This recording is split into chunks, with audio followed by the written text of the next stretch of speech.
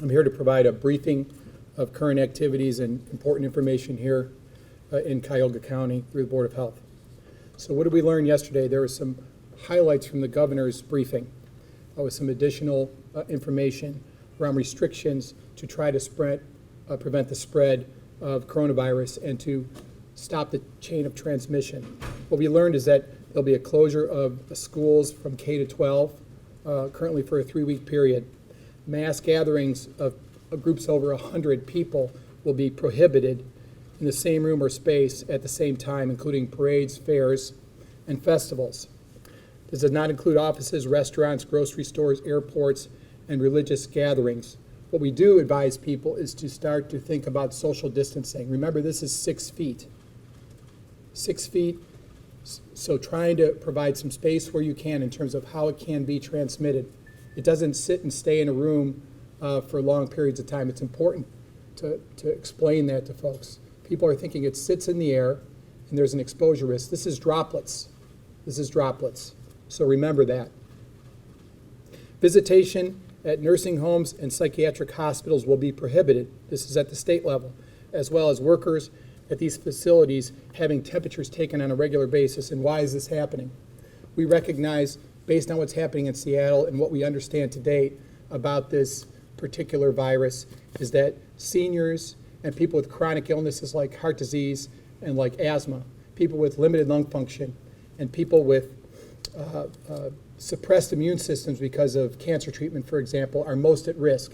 So these steps are being taken to protect our fragile citizens. In terms of other recent events, college students are returning to Ohio from schools around the country, and sporting events are canceled. So we have to think about what's happening now at the state level in colleges. We know that there's many colleges that have gone to remote classes as a way to prevent these congregating of people. You've all seen Dr. Allan describe this epidemic curve.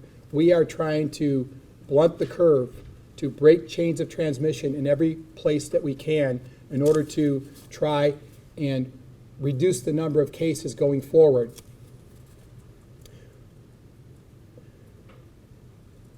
So we're concerned about these large events because there's a potential for infection and exposure in large groups as they gather. And these immunocompromised folks and older folks are most at risk. And so we know that spreading can occur faster in a crowd. If people are together for long periods of time, we're now exposing many people at once that go back to their lives, go back to their families, go back to their grandparents and other fragile people, and could potentially expose them. So we're going to transition now to voting. We want people to vote early. Vote early. You can go to the Cuyahoga County Board of Elections office at 2925 Euclid Avenue to vote early. Please do your civic duty and take the recommended precautions. We know that hand washing immediately after voting is critical, and that the Board of Elections has been taking steps to sanitize at polling locations and instructing poll workers on sanitation procedures. They've stepped up their efforts. St. Patrick's Day. We know that the Mayor Jackson of the City of Cleveland announced that St. Patrick's Day parade would be canceled. And we know people like to celebrate, but we're asking people to stay home on St. Patrick's Day. Our state health director and fantastic leader, Dr. Amy Acton, said some 25-year-olds could be going out and thinking that they aren't at high risk. And so they gather in bars and congregate in places, and then they go visit their grandparents or other fragile folks, and unknowingly and unintentionally potentially expose them. Please stay home and not gather on St. Patrick's Day. And please remember, these are unprecedented times. We need to take what seem like big precautions and sacrifices now so that we can slow the progress of this disease. It's also important to know that we are still amidst flu season. And later on, we'll have information about that later in the day as we gather it. But these steps we're taking now will also prevent the transmission of flu. So I'm going to change gears and talk about an update on where we are with our cases right now, the existing cases that we have in Cuyahoga County, the 3 cases. So we know that there was a bus trip to the IPAC policy conference in Washington, D.C. It was from March 1st to March 3rd. We know that the Jewish Education Center, I have to pause here. and get clarification from Kevin on this.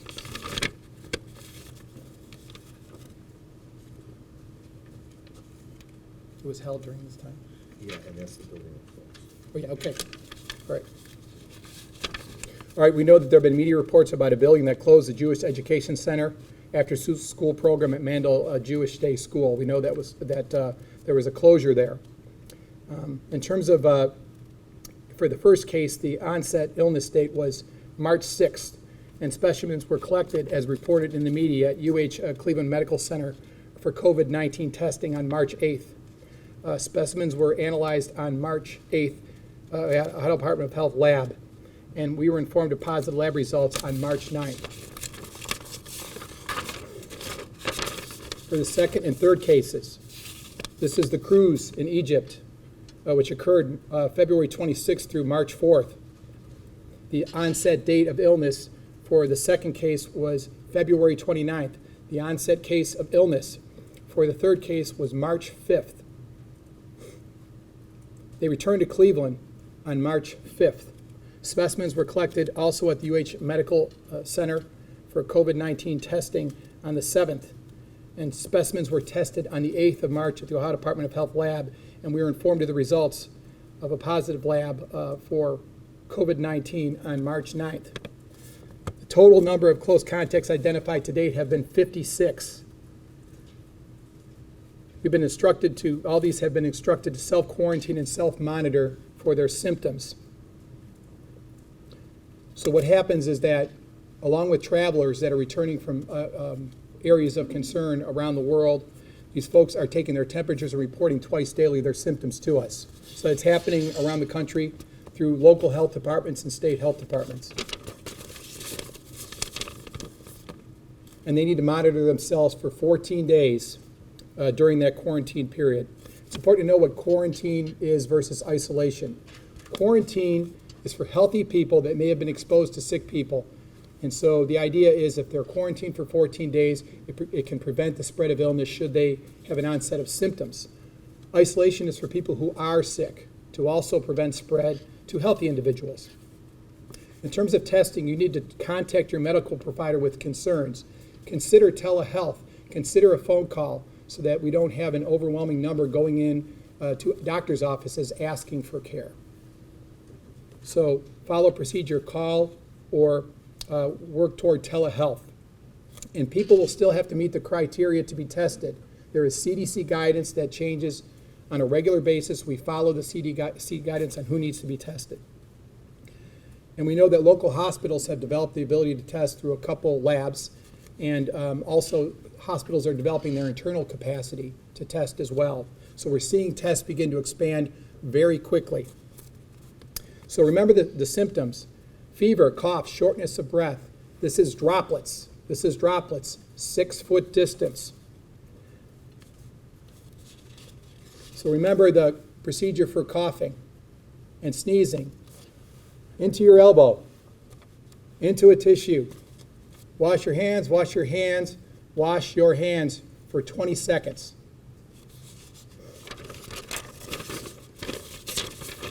%, alcohol concentration for hand sanitizers. Don't share cups, don't share spoons, don't share utensils. Same message we have for other infectious diseases. Don't make food for anyone if you're sick. Don't go to work or school if you're sick. And clean frequently touches surfaces, doorknobs, light switches, counters, keyboards. So we have websites we want you to follow. First of all, you have coronavirus.ohio.gov, cdc.gov, ccbh.net/coronavirus, and know that there is a number still being staffed 7 days a week for 11 hours at the Ohio Department of Health. That number is 1-833, the number 4, ask ODH. Again, 833, the number 4, ask ODH. And please understand that things are changing by the hour. These are unprecedented times. So we appreciate your patience and understanding. We know there's a lot of anxiety, and we certainly understand. But what we want people to do is to heed the recommendations, to follow the leadership that the governor has shown around reducing mixing of folks in order to break the chain of transmission.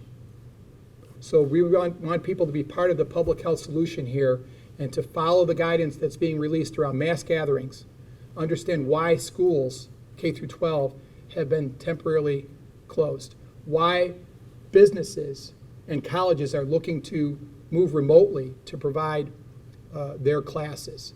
These are all steps to prevent those interactions and close exposures. Social distancing is the idea of trying to create some separation of people.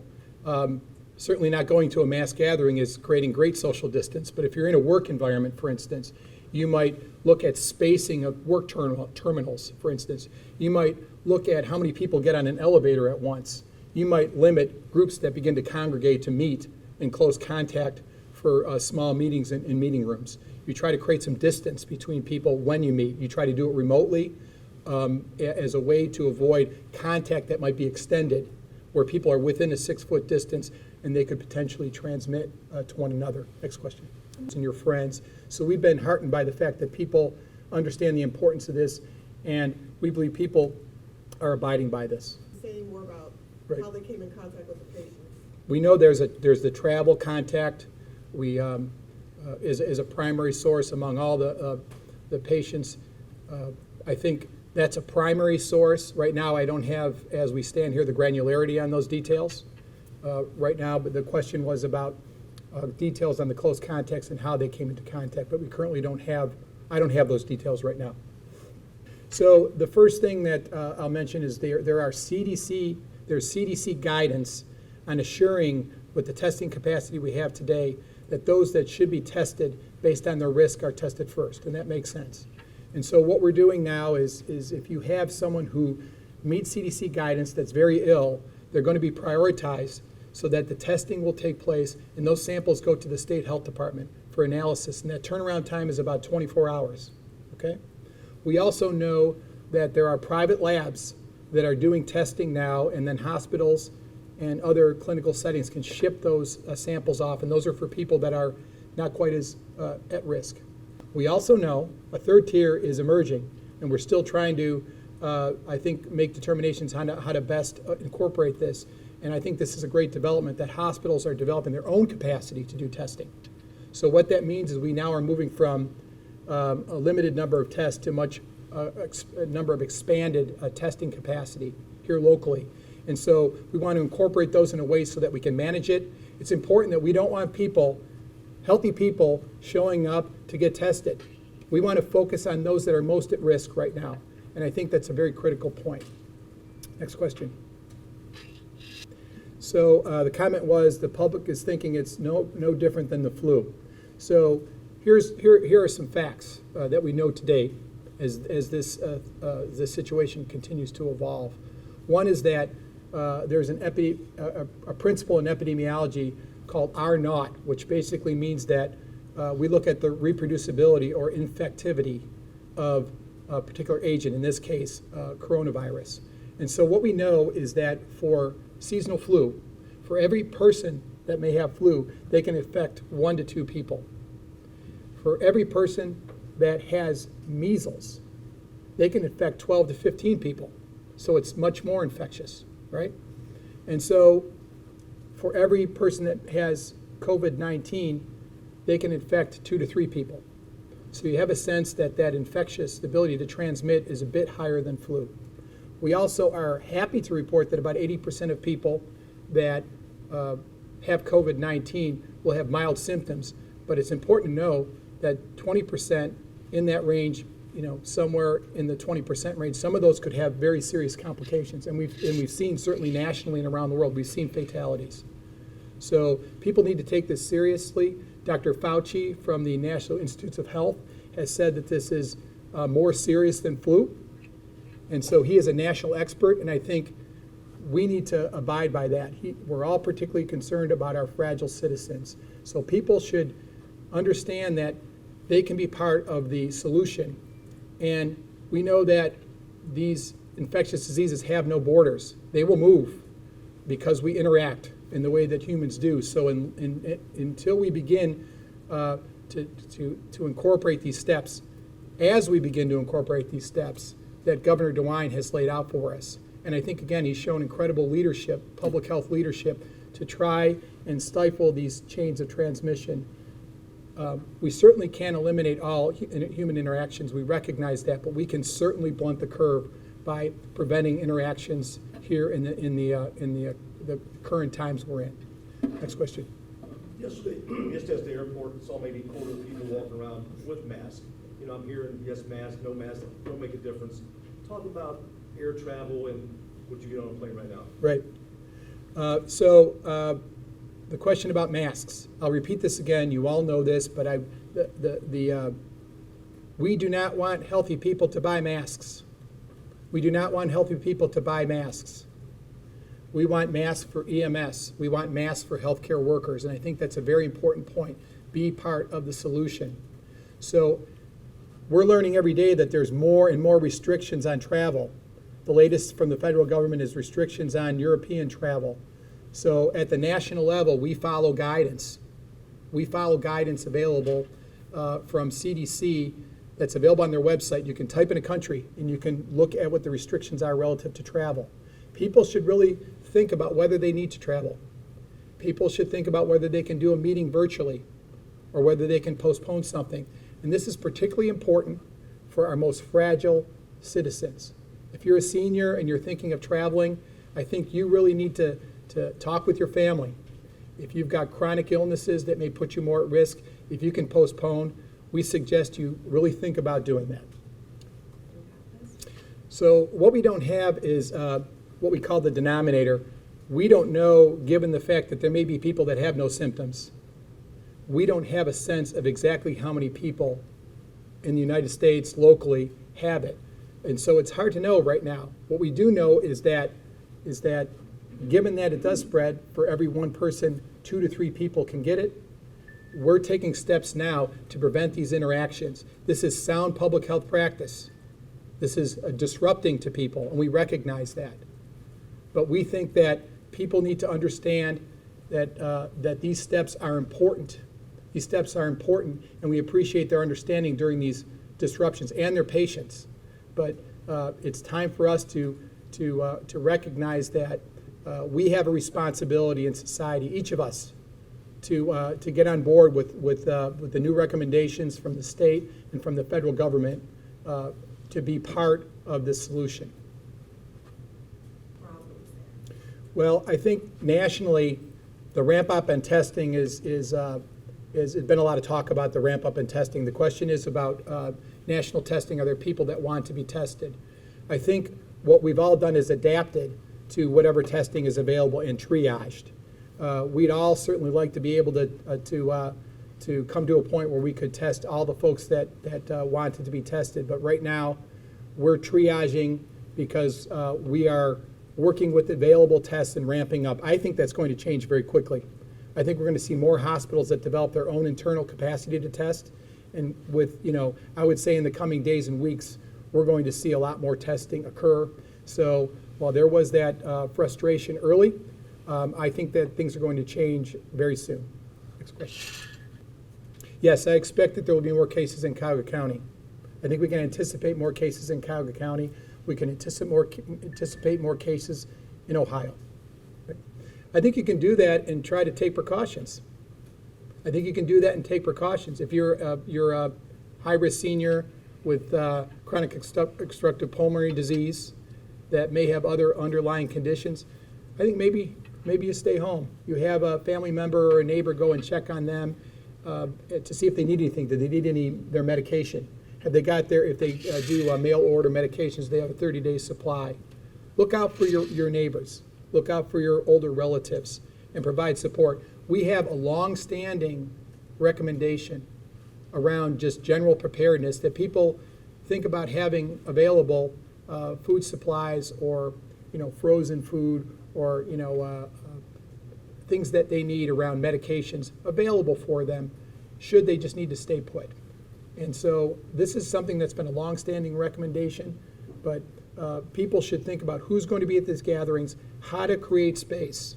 It's a new mindset. We're asking people to take on a new mindset here, and I think recognizing that these these decisions were not made casually. The decisions that are being made by Governor DeWine are made for a reason, are made based on national guidance and what works to try and reduce the potential number of cases here in Ohio and around the country. So the question is, what's the risk of overwhelming local hospitals with too many patients? That's certainly a primary concern of ours and our hospital systems. We're very fortunate to have a very robust clinical capacity in Cuyahoga County.